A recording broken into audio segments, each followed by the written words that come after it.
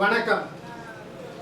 August 25ஆம் தேதி சென்னை ராயப்பேட்டையில் உள்ள YMCA மைதானத்தில் பாரதிய ஜனதா கட்சியின் மாபெரும் பொதுக்கூட்டம் நடந்தது. அந்த மாபெரும் பொதுக்கூட்டத்திலே மாநில தலைவர் அண்ணாமலை அவர்கள் எழுச்சி உரையாற்றினார். உணர்ச்சி பொங்க பேசினார், ஆக்ரோஷமாக பேசினார், ஆவேசப்பட்டு பேசினார், இப்படி உண்மையை உரக்க பேசினார். இப்படி பேசுவதற்கு காரணம் என்ன? இப்படி பேச வைத்தது யார்? அவர்தான் எடப்பாடியார். காரணம் என்ன? அந்த எடப்பாடியார் நேற்று செய்தியாளர்களை சந்திக்கும் போது ஒரு வார்த்தையை சொன்னார். இந்த தமிழ்நாட்டிலே உழைக்காமலேயே பதவிக்கு வந்தவர் அண்ணாமலை என்று சொன்னார். அதற்கு பதிலடி கொடுக்கும் வகையிலே இந்த பொதுக்கூட்டத்திலே அண்ணாமலை எழுச்சி பொங்க உரையாற்றினார். ஏன் என்று சொன்னால், ஆம், எடப்பாடியார் சொல்லியதைப் போல நான் உழைக்காமல் தான் பதவிக்கு வந்தேன். நான் இந்த பாரதிய ஜனதா கட்சியிலே ஒரு கிளை தலைவராக உழைத்ததில்லை, ஒரு ஒன்றிய தலைவராக உழைத்ததில்லை, ஒரு மாவட்ட தலைவராக உழைத்ததில்லை. இருந்தாலும் நான் மாநில தலைவராக ஆகிவிட்டேன் என்று சொன்னால், நான் இந்த கட்சியிலே சேரும் போது பரிசுத்தமாக சேர்ந்தேன். எதையும் எதிர்பார்த்து நான் சேரவில்லை. பச்சைமையிலே கையெழுத்து போட்டு 10 ஆண்டு காலம் பதவியிலே இருந்தாலும் அதை நான் வெளியில் சொல்லவில்லை.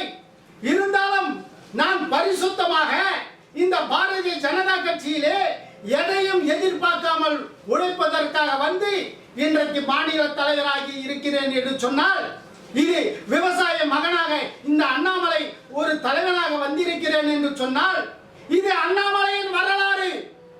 இதுதான் அண்ணாமலையின் வரலாறு. ஆனால் அதிமுகவிலே எடப்பாடியார் வந்த வரலாறு என்ன? அவர் செய்த சாதனை என்ன? அதிமுகவிலே அவர் உழைத்த உழைப்பு என்ன? இவருக்கு முன்னால் சீனியர்கள் அந்த கட்சியிலே இல்லையா?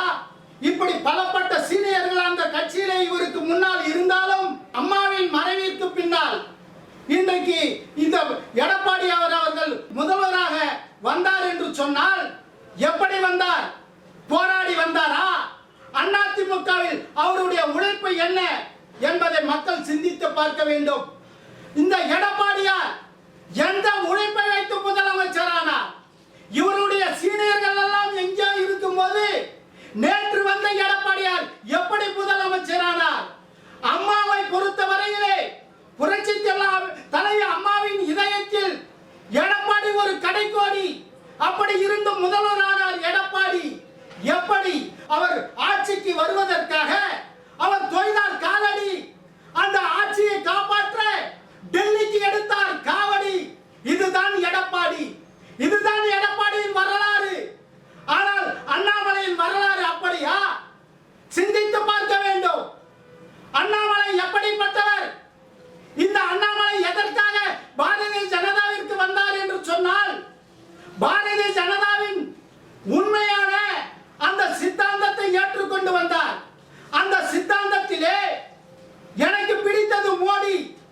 அந்த மோடி மாபெரும் தலைவர், உலக தலைவர்கள் போற்றக்கூடிய அந்த மோடியை மதிக்காத எடப்பாடியிடம் நான் மண்டியிட வேண்டுமா? அந்த எடப்பாடி கூட்டணி தலைவராக நான் ஏற்றுக்கொள்ள வேண்டுமா?